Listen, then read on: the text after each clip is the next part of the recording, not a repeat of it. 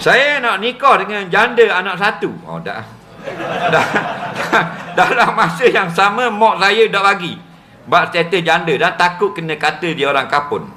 Saya suka perempuan tu sebab saya kenal lama dah dia dan saya suka akan perangai dia yang sangat baik.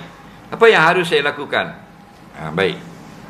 Dia nak nikah dengan janda, mak dia kata janda tak pakai lagi. Dia begini. Dia kadang-kadang persepsi masyarakat. Bila kata janda tak molek, apa kau kata gitu? Sebab ada beberapa kerak yang buat perangai. Faham? Janda ni dia buat perangai. Keluar malam, gayuk situ goyang sini, dak gedik situ gedik sini. Ni lagi berat. Boleh post dalam TikTok, boleh post dalam Facebook, boleh post dalam YouTube. Faham? Tunjuk gambar dia tu, gambar katil lah, gambar apa dah. Nak suruh derah boleh laki. Daripada jibak lah, masa baru menjanda tu jibak 1,5 meter. Dah 6 bulan tak boleh pergi laki, tinggal 1 meter jibak. Tahun setengah dah tak boleh pergi laki, jadi tudung bawal. Faham? Ni tudung seluar kuning tau. Aduh, faham tak? Akhir-akhirnya kadang-kadang ada yang buat keluar rambut terus. Nak suruh laku. Daripada jubah tinggal baju kurung. Nak suruh orang tengok lebih mengancam. Faham lagi? Itu masalah. Sebab perempuan yang sudah merasai hidup bersama dengan pasangan, bila hilang pasangan dia jadi masalah. Orang tua panggil kekal dinding. Faham lagi?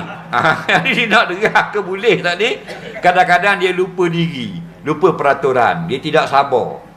Dia ikut-ikut dengan yang perangai yang tak boleh. Lopak situ, lopak sini, terjun situ, terjun sini. Orang puakil, padahal janda lain boleh. Sebahagian janda saja perangai tak boleh. Orang pun kata janda tak pakai. Kalau janda tak pakai. Macam kita ni lah.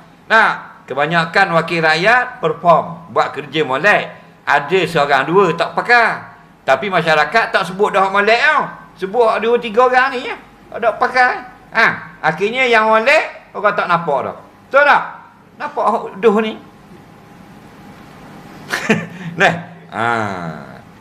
Jadi awak dengar gitu, bawa lah janda itu jumpa dengan mak awak.